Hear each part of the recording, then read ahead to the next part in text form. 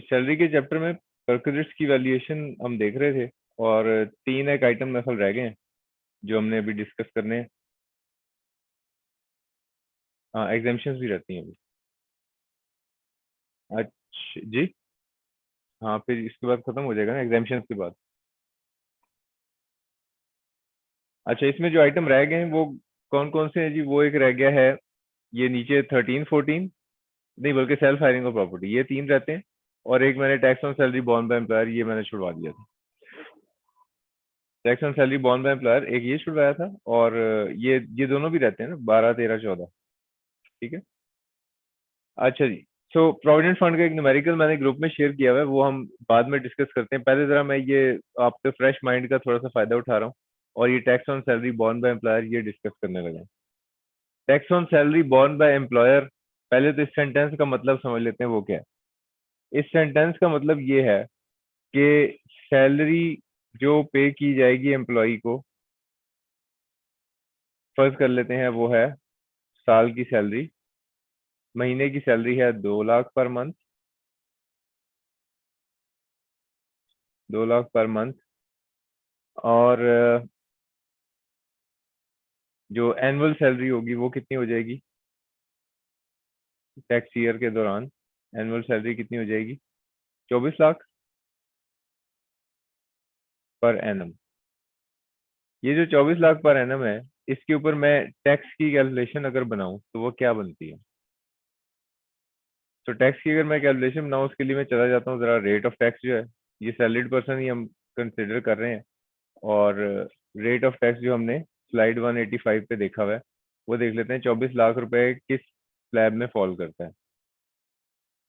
तो slab number 4 बनेगा। ठीक है जी। तो कितना टैक्स बना? 90,000 plus 15% of amount exceeding 18 lakh. 90,000 plus कितना परसेंट था? 15% ऑफ अमाउंट एक्सीडिंग 18 लाख। तो कितना ज्यादा है 18 लाख से? 6 लाख। 6 लाख। तो 6 लाख रुपए का 15% कितना बनता है? 90,000। ओके। 84,000, हाँ 90,000, 90,000। तो 1,80,000 हो गया जी। तो ये 1,80,000 बनता है इसके ऊपर टैक्स। तो अभी मैं आपको समझा ये रहा हूँ कि tax on salary born the employer का मतलब ये है कि ये जो 1,80,000 है, ये एम्प्लॉय ने पे नहीं करना, बल्कि ये भी किसने पे करना है? एम्प्लॉयर ने अदा करना है एफबीआर को। ठीक है। ये मतलब है इस सेंटेंस का, tax on salary borne by employer, कि एक तो वो एम्प्लॉय को तनख्वाह दे रहा है 24 लाख रुपए, ऊपर से उसके ऊपर जो टैक्स बन रहा है वो भी एम्प्लॉयर ही दे रहा है एफबीआर को। ना अब इस चीज की तकलीफ है एफबीआर को। तो एफबीआर क्या कहता है जी? एफबीआर ये कहता है कि ये टैक्स तो किसने अदा करना है? एम्प्लॉय ने। अगर tax on salary borne by employer है, तो फिर हम ये कह रहे हैं कि amount of salary income shall be ग्रॉस्ड up by amount of tax payable by employer.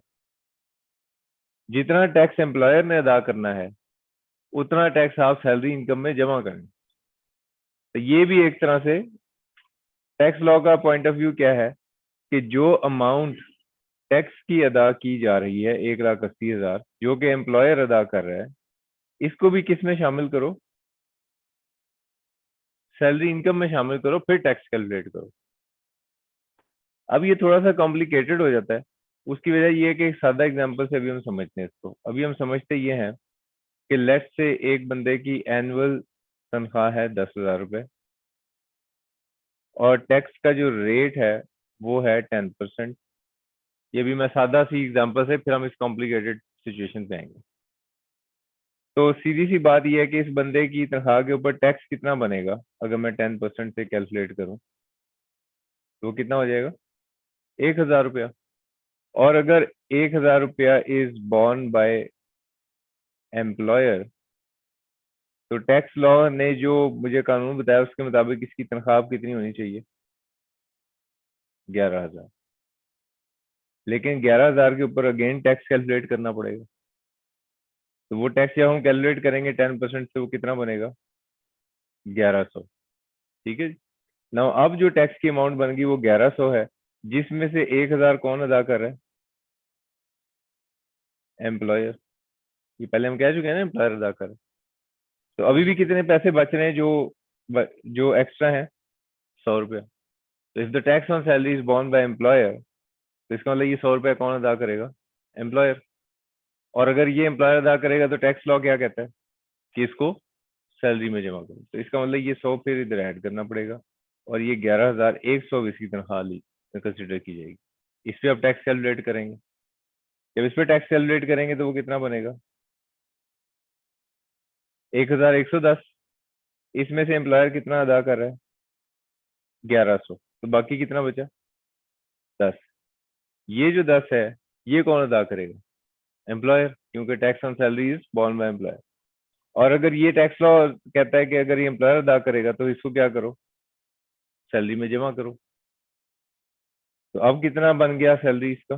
11,110 रुपये। इसके ऊपर फिर टैक्स कैलकुलेट करेंगे, वो कितना बनेगा? 1111। ठीक है। 1111 जो है, इसमें से एम्प्लॉयर कितना अदा कर रहा है? 1110। कितना बच गया? 1 रुपया। ये 1 रुपया किसने अदा करना है? एम्प्लॉयर ने। अगर एम्प्लॉयर ने अदा करना है तो टैक्स लॉ क्या कह रहा है कि इसको ऐड करो सैलरी में, तो इसको ऐड कर देते हैं। तो 11,111 रुपये ये बन गई अब इसकी सैलरी। इसके ऊपर फिर टैक्स कैलकुलेट जब करेंगे, टैक्स की कैलकुलेशन को राउंड ऑफ किया जाता है। तो जब इसको टैक्स की कैलकुलेशन करेंगे तो टैक्स कितना बनेगा? 1111। अब इससे आगे मुझे कैलकुलेट करने की जरूरत नहीं है, क्योंकि 1111 रुपये वो एम्प्लॉयर अदा कर रहा है। तो अब जिस वक्त ये लिखा हो किसी बंदे की टर्म्स ऑफ एम्प्लॉयमेंट में कि इसकी 10,000 रुपये तनख्वाह है, और इसकी तनख्वाह के ऊपर जो टैक्स है वो एम्प्लॉयर अदा करेगा, तो एक्चुअली इस बंदे की salary income for the purpose of tax calculation वो कितनी ली जाएगी?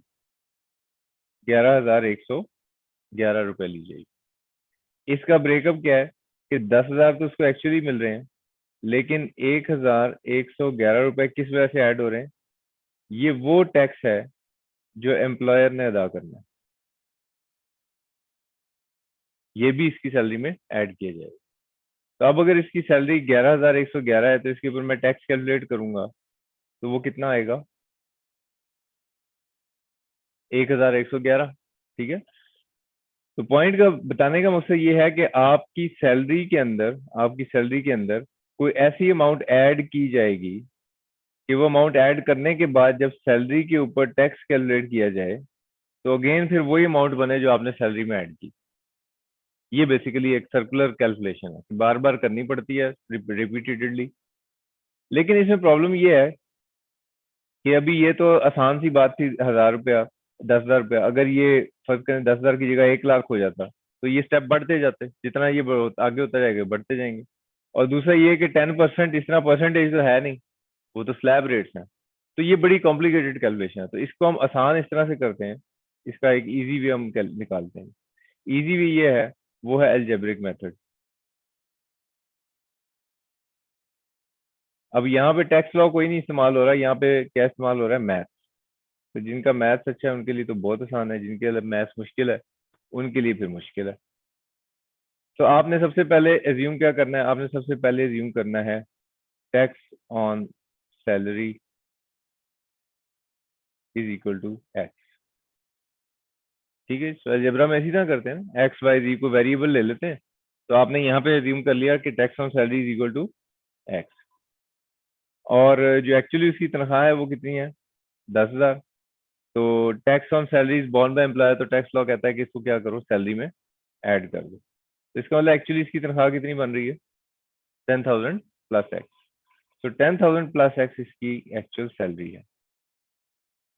तो अब इस सैलरी के ऊपर अगर मैं टैक्स की कैलकुलेशन बनाऊंगा तो वो कितना बनेगा? अब मैंने 10,000 प्लस एक्स, इसको मल्टीप्लाई करना है किससे? 10% से। अभी मैं ये ऊपर वाली सिंपल कैलकुलेशन से ही एक अलजेब्रिक मेथड क्रिएट कर रहा हूँ। ठीक है। तो अगर मैं इसको सॉल्व करता हूँ, ये मैंने किस चीज की कैलकुलेशन बनाई है? टैक्स की। ठीक है। कि टैक्स कैसे कैलकुलेट होगा?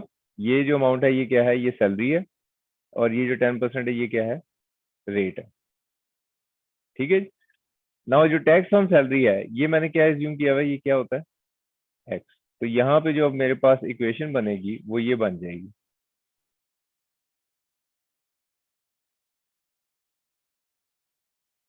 ठीक है जी। तो अब इसको जरा सॉल्व करते हैं, तो ये क्या बनेगा, 10% को अंदर मल्टीप्लाई करेंगे 1000 प्लस 0.1 एक्स। तो एक्स वाली अमाउंट जो है वो एक तरफ कर देते हैं, इसको उधर ले जाते हैं। तो ये इधर प्लस था तो उधर जाके क्या हो जाएगा, minus, minus 0.1 x is equal to 1000। अब इसको सॉल्व करें, एक्स माइनस 0.1 क्या हो जाएगा, 0.9 एक्स इज इक्वल टू 1000। और एक्स की वैल्यू क्या आएगी, 1000 डिवाइड बाय 0.9। तो 1000 डिवाइड बाय 0.9 करें तो क्या बनेगा, हाँ 1111, ठीक है। तो ये किस चीज की वैल्यू आपने निकाली है, 1111, ये एक्स की वैल्यू है। तो एक्स क्या था, टैक्स ऑन सैलरी। तो अब इसका मतलब ये है कि मैंने क्या करना है, 10,000 प्लस 1111 करना है। तो जो सैलरी की अमाउंट बनती है वो कितनी बनेगी, 11,111। और जब इसके ऊपर मैं टैक्स कैलकुलेट करूंगा तो वो वही अमाउंट आ जाएगी जो मैंने एक्चुअली यहाँ पे ऐड की हुई होगी, ठीक है। सो ये बेसिकली थीम है। अब हम आए थे जरा प्रैक्टिकल सिचुएशन पे कि जहाँ पे स्लैब रेट्स हैं हमारे पास। So Mr. A has received taxable salary and allowances amounting to rupees 18,10,000 during tax year 2022. You are required to calculate his taxable income and tax payable under each of the following situation. 100% tax is to be borne by employer. So अब इसकी तनख्वाह कितनी है जी, 18,10,000। हम जरा इसको solve करते हैं कि इसकी सैलरी इनकम कितनी बताई हुई है, 18,10,000 रुपये। तो ये तो इसने बता दिया जी कि ये इसकी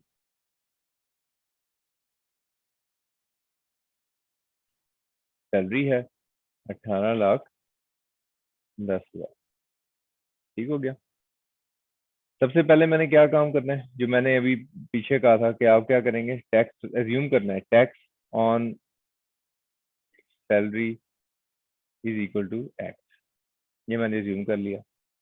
तो अब क्या मैं ये कैलकुलेट कर सकता हूँ कि इसकी सैलरी कितनी है, कर सकता हूँ, कितनी है, 18,10,000 प्लस एक्स, ये इसकी सैलरी इनकम है। इसके लिए अब मुझे देखना पड़ेगा कि टैक्स रेट क्या है। तो 18,10,000 किस स्लैब में फॉल कर रहा है, फोर्थ। फोर्थ स्लैब, ठीक है, शाबाश। 90,000 plus 15% of amount exceeding 18,00,000।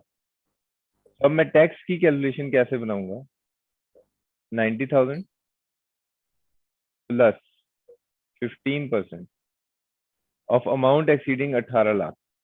Amount अच्छा। एक्सीडिंग 18,00,000 कैसे कैलकुलेट होगी, अगर आप सैलरी इनकम में से माइनस कर दो 18,00,000 को। तो मैं पहले लिख रहा हूँ यहाँ सैलरी इनकम 18,10,000 प्लस एक्स, ये मैंने एज इट इज लिख दिया सैलरी। इसमें से अगर मैं निकाल दूं कितना, 18,00,000, तो ये ब्रैकेट में जो अमाउंट रह गई, ये अमाउंट एक्सीडिंग 18,00,000 ही बनती है ना, क्यों जी, ऐसे ही। हाँ जी, 10,000 प्लस एक्स। तो अब इसको सॉल्व करते हैं। ये जो टैक्स है इसकी जगह कुछ और लिख सकता हूँ, एक्स लिख सकता हूँ। तो ये मैं यहाँ से इस इक्वेशन में एक्स लिख देता हूँ। तो 90,000 प्लस 0.15, तो यहाँ पे कुछ सॉल्व हो सकता है, हाँ। सॉल्व हो सकता है ना, मतलब मैं इसको और इसको सॉल्व तो कर सकता हूँ। तो इसको मैं सॉल्व कर देता हूँ, तो ये कितना रह जाएगा, 10,00,000 minus x plus x, plus x plus x. ठीक है जी। तो एक्स इज इक्वल टू, अब ये टैक्स लॉ कोई नहीं है भाई, ये मैथ से चल रहा है सारे का सारा। अगला स्टेप हमने क्या करना होता है, अगला स्टेप ये करना होता है 0.15 को इससे भी मल्टीप्लाई करना है और पैकेट के अंदर सबसे मल्टीप्लाई करना होता है। हाँ जी। तो ये अलजेब्रा है सारा, मैथ है। तो 0.15 को मल्टीप्लाई करेंगे जब आप 10,000 से, तो क्या आ जाएगा, 1,500। हाँ जी। और जब एक्स से मल्टीप्लाई करेंगे तो क्या आ जाएगा, 0.15 एक्स, वहाँ जाके 0.85 एक्स हो जाएगा। ठीक है जी। अब क्या करना है अगला काम, अब इसको ले जाते हैं इसके देश में जहाँ पे एक्स वाली फिगर है। तो ये आ गया एक्स माइनस 0.15 एक्स। और इन दोनों को मैं सॉल्व कर सकता हूँ, ये दो तो बगैर वेरिएबल के है ना, तो ये क्या आ जाएगा 91,500। तो ये एक्स वाली फिगर्स को सॉल्व करेंगे, this is 0.85 x is equal to 91,500। और जब इसको मैं सॉल्व करूंगा तो दिस इज 91,500 डिवाइड बाय 0.85। 1,07,647. 1,07,647। 647.05. तो ये मैंने एक्स की वैल्यू कैलकुलेट कर ली, ठीक है जी। अब अगला काम क्या करना है, अब जरा मैं ये जो मैंने कैलकुलेट की है वैल्यू, मैं जरा इसको चेक तो करके देखूं, लेट्स चेक इट कि क्या ये ठीक है। मैं अब इसको चेक करने लगा हूँ कि मेरे पास जो एक्चुअली जो सैलरी सवाल में बताई गई थी वो थी 18,10,000। इसके साथ मैं लिखूंगा टैक्स ऑन सैलरी, जो कि मैं अब कितना कैलकुलेट कर चुका हूँ 107,647। इसको जमा करें, इसमें क्या हो जाएगा ये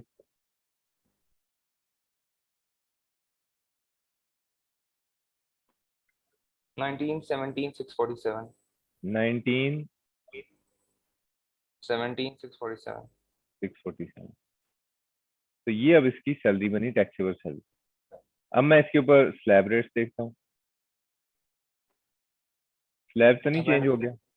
स्लैब ये खास तौर पे आपने देखना, स्लैब वही है, फोर्थ ही है जिससे मैंने कैलकुलेशन बनाई है, वही है। हाँ जी. तो 90,000 plus 15% of amount exceeding 18 lakh. 18 lakh से ये कितना ज्यादा है 117,647. 647, इतना ज्यादा है। इसको सॉल्व करें जरा, क्या बनता है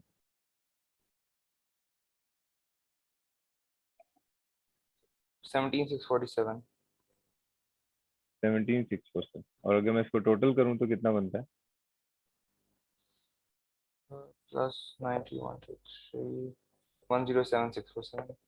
तो इससे आपको क्या समझ आया कि ये जो मैंने टैक्स कैलकुलेट किया है अब, क्या यही वो अमाउंट है ना जो मैं सैलरी में ऐड कर रहा था, ऐसे ही है। तो ये है tax on salary borne by employer, कि जब आपने सैलरी में कोई ऐसी अमाउंट ऐड करनी है तो उसके अमाउंट का ऐड करने के बाद जब टैक्स कैलकुलेट करें तो अगेन फिर वही अमाउंट आ जाए। सर हाँ वो भी देखते हैं, स्लैब रेट चेंज, स्लैब अगर चेंज हो फिर क्या करना है फिर मैं बताता हूँ। सर अगर स्लैब सेम है तो जी। फिर इसकी सेंस कुछ खास बन नहीं रही कि आप अगर let's say slab rate same है तो आप हम्म। डायरेक्ट वो 10% वाला रूल अपना जो भी स्लैब रेट के हिसाब से रूल है वो यूज कर लो और उसको ऐड कर दो. मतलब दोबारा बोलो, आप क्या कह रहे लेट्स से सैलरी यहाँ पे 18,10,000 है. हो 18,10,000 है. हम्म ठीक है.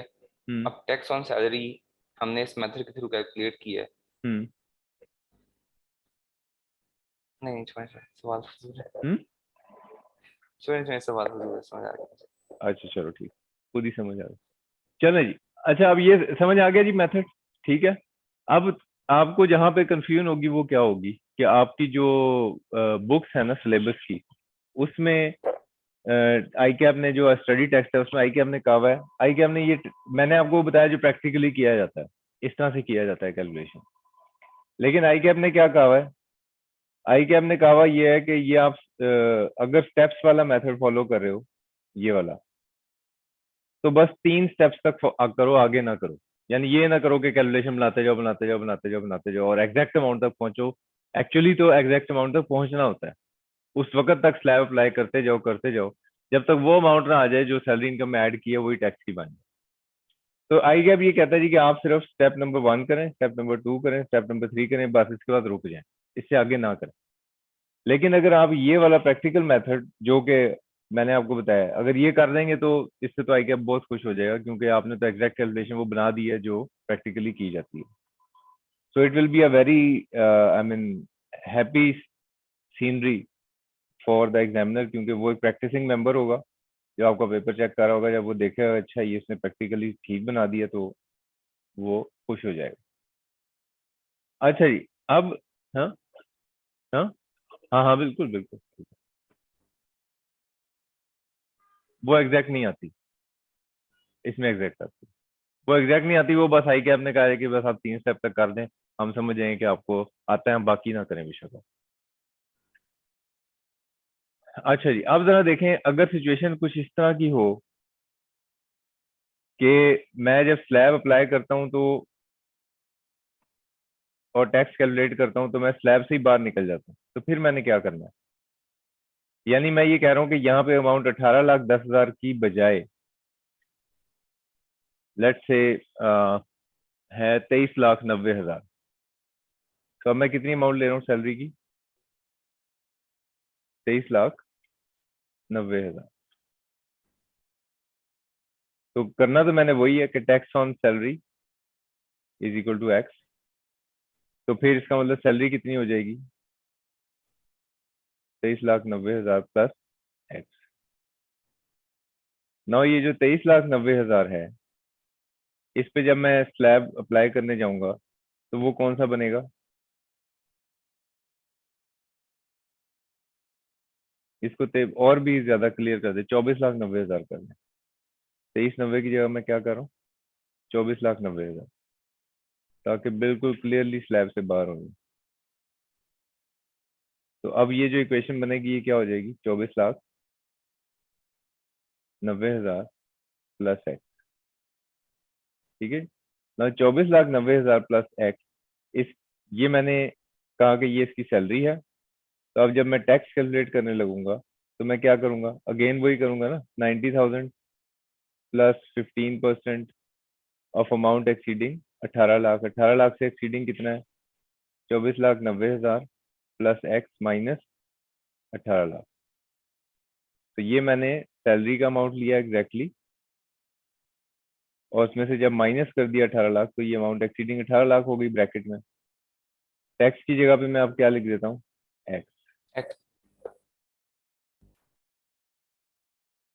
प्लस 0.15। तो किस किस को सॉल्व कर सकते हैं हम? इसको और इसको। छः कितना हो नब्बे जाएगा? 6,90,000 प्लस एक्स।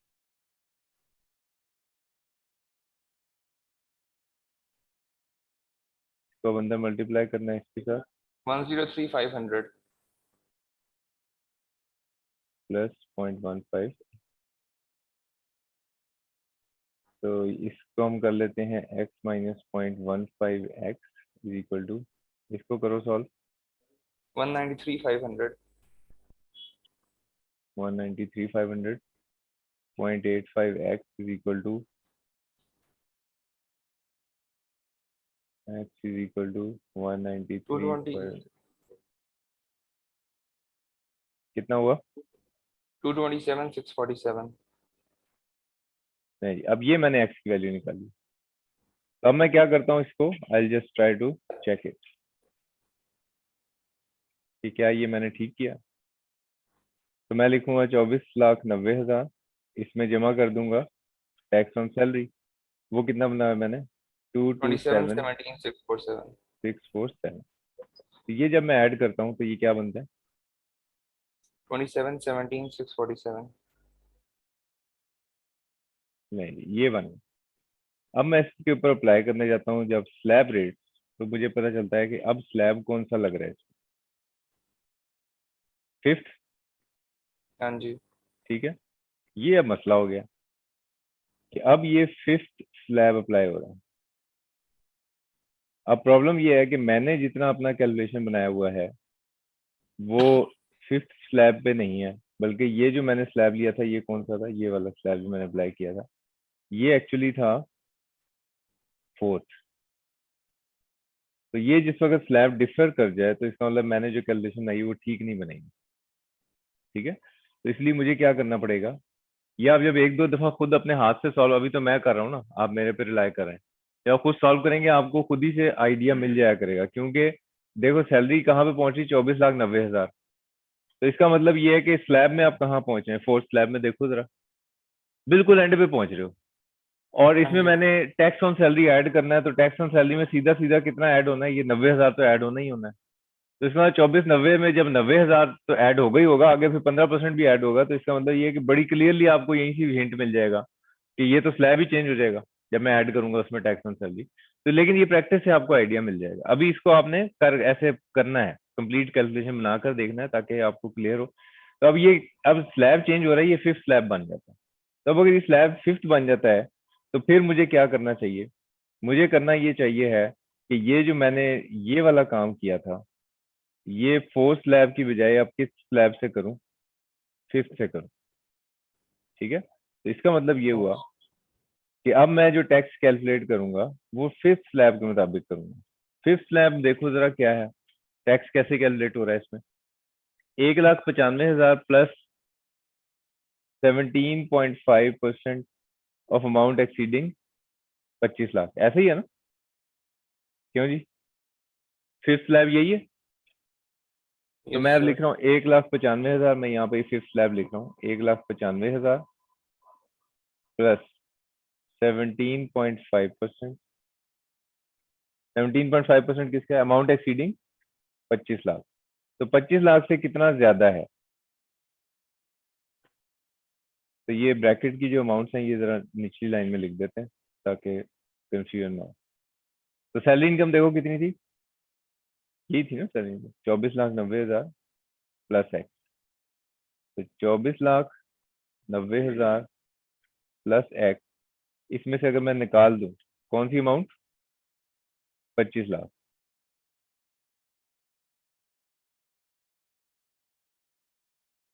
तो ये इक्वेशन मैंने बना दी जी। अब इस टैक्स की जगह पे मैं लिख रहा हूँ एक्स और 1,95,000 plus 0.175 multiplied by 2490 minus 25 lakh, कितना हो जाता है?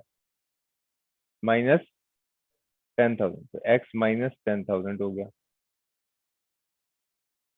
अब इसको आगे फिर सॉल्व करें, कोई इसमें टैक्स लॉ का लेना देना नहीं, ये सारे का सारा अलजेब्रा है, तो इस मैथमेटिक्स है। तो इसको मल्टीप्लाई करते हैं अंदर, दिस इज 0.175 एक्स माइनस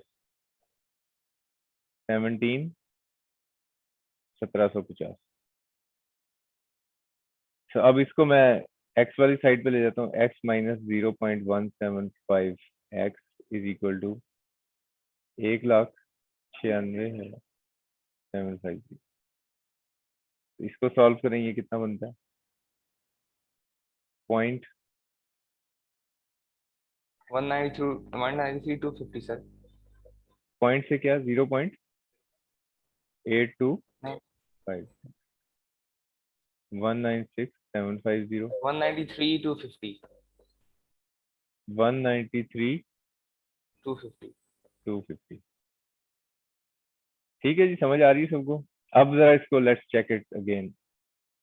ये भी पहली नहीं दफा नहीं करने में, सर, देखें ऊपर माइनस हुआ ना 195 में से -1750।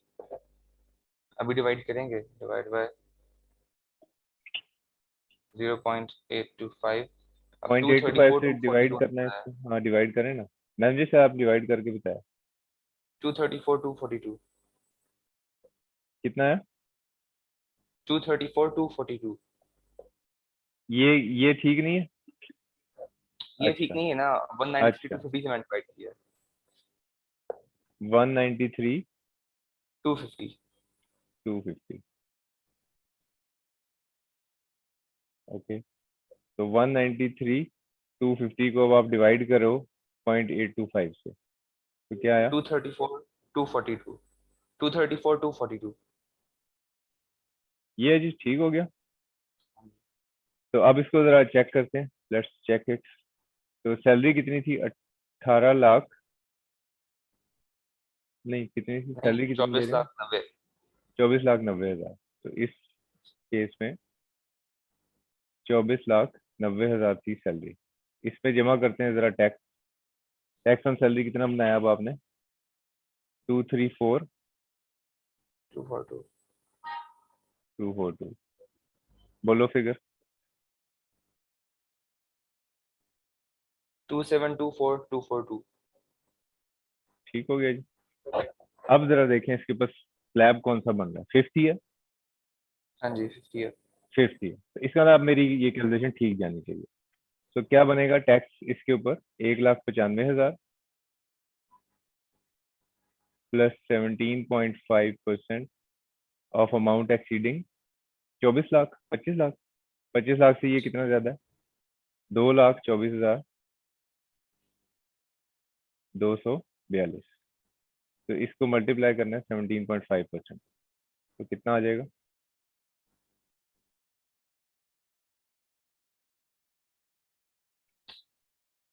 39 39 242 242। 2.1। इसको ऐड करें तो ये कितना आ जाएगा,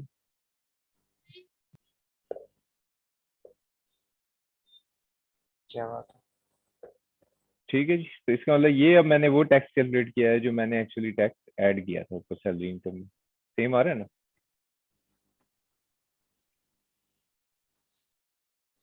ठीक है जी। तो इस तरह कैलकुलेट होगा tax on salary borne by employer. अब वो खतरा नहीं है, क्योंकि वो जब आपने जब पहली दफा चेक करेंगे तभी खतरा है। अगर पहली दफा आपका सही स्लैब वही है तो फिर तो बात खत्म हो गई। लेकिन अगर पहली दफा में चेंज हो रहा है तो फिर आप आगे आ जाए। अगर स्लैब डिफरेंट होंगे ना दोनों कैलकुलेशन में, तो ये फिर सेम नहीं, आंसर सही नहीं बनेगा।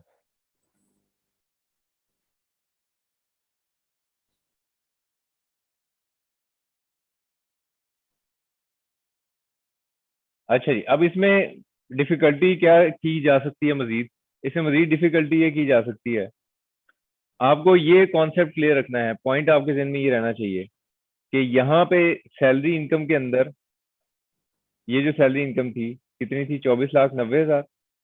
24,90,000। इसमें जो हम अमाउंट ऐड कर रहे थे वो कौन सी अमाउंट थी, ये वो अमाउंट टैक्स थी, वो टैक्स था, paid by. Tax which is borne by employer. जितना बोझ एम्प्लॉयर उठा रहा है टैक्स का, वो आपने क्या करना होता है, ऐड कर देना होता है। ठीक है ना। अब देखें जरा, इसमें कॉम्प्लिकेशन मजीद ये आ सकती है कि कोई परसेंटेज वो बता दे कि 40% of tax is to be borne by employer and balance to be borne by mister A. अगर 40% किसने बियर करना हो, एम्प्लॉयर ने बियर करना हो, तो फिर क्या होगा, फिर होगा ये कि आप अगेन टैक्स को एज्यूम करेंगे इज इक्वल टू एक्स, और ये फाइंड आउट करेंगे कि एम्प्लॉयर का बर्डन कितना, एम्प्लॉयर ने कितना बियर करना है, एम्प्लॉयर ने कितना बियर करना है, 40% ऑफ एक्स, यानी कि 0.4x, ये है वो जो एम्प्लॉयर ने बियर करना। ठीक है, तो जो एम्प्लॉयर ने बियर करना है वही सैलरी में ऐड करोगे ना।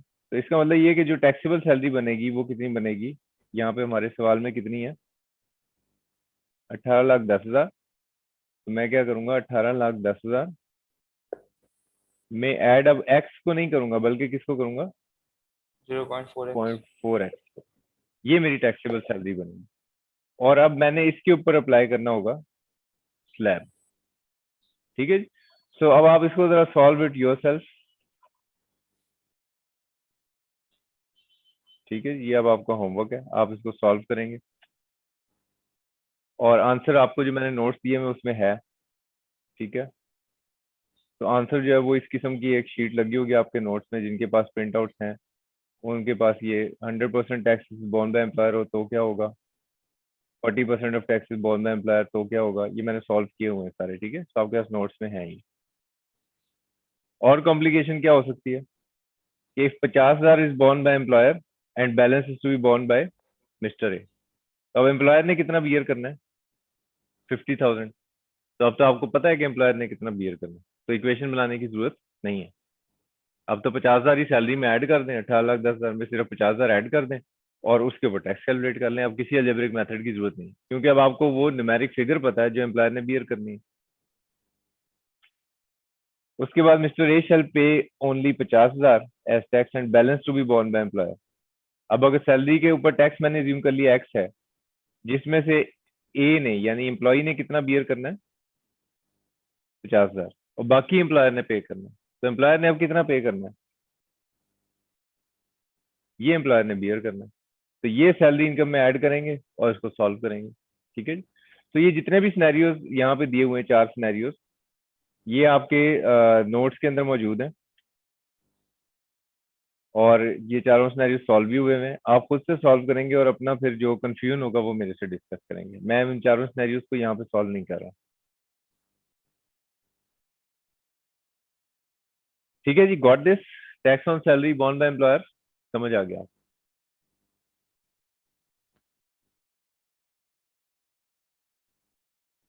ठीक है, आज के लिए मेरे ख्याल इतना ही, बाकी फिर इंशाल्लाह अच्छा, जो अब हमारे जो 2-3 टॉपिक्स रह गए हैं ना, कल क्या है, कल सैटरडे है, कल हम सैटरडे को क्लास नहीं होगी। ठीक है, और जो 3 एरियाज रह गए हैं उसके ऊपर मैं एक छोटा सा वीडियो बनाऊंगा, आपके साथ शेयर कर दूंगा, उधर से देख लेना।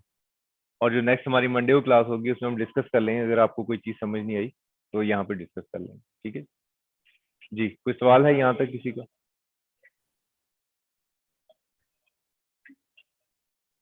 हम्म। हाँ, नहीं लंबा नहीं है ये, आप 2 दफा कैलकुलेशन बनाओगे ना, आपका माइंड ऐसा, अलजेब्रे की खूबसूरती ये होती है कि जब आप, आपके माइंड के अंदर ना एक सॉफ्टवेयर है जो इन कैलकुलेशंस को पहले तो डिटेल में करता है, लेकिन जब आप 1 दफा 2 दफा 3 दफा कर लेंगे, ये सीधा इस यहाँ पे पहुंच चुका होगा आपका माइंड, बहुत तेजी से आप कैलकुलेशन बनानी शुरू कर देंगे। ये आपके माइंड की खूबसूरती है, ये खुद ब खुद ही होगा, लेकिन प्रैक्टिस से होगा। ठीक है, तो इसलिए अब आपने इसको थोड़ा सा प्रैक्टिस करेंगे, जो 4-5 सिनेरियोज जो मैंने दिए हैं, तो आप देखेंगे खुद ब खुद ही आपकी प्रैक्टिस डेवलप होगी, इतना ज्यादा टाइम नहीं है। ये उससे शॉर्ट है कि आप पहले पहला स्लैब लगाएं, फिर अमाउंट कैलकुलेट करके फिर सैलरी में ऐड करें, फिर स्लैब लगाएं, फिर सैलरी में ऐड करें, वो उससे बहुत ज्यादा शॉर्ट है ये। ठीक है जी जनाब, ऑनलाइन में कोई क्वेश्चन है? ऑनलाइन के बच्चों का कोई सवाल है? नहीं सर। नहीं है, चलिए ठीक है। ठीक है जी, फिर क्लोज करते हैं class. There is a text message, no question. यहाँ पे बैठे बच्चों का कोई सवाल? Any question? चलो।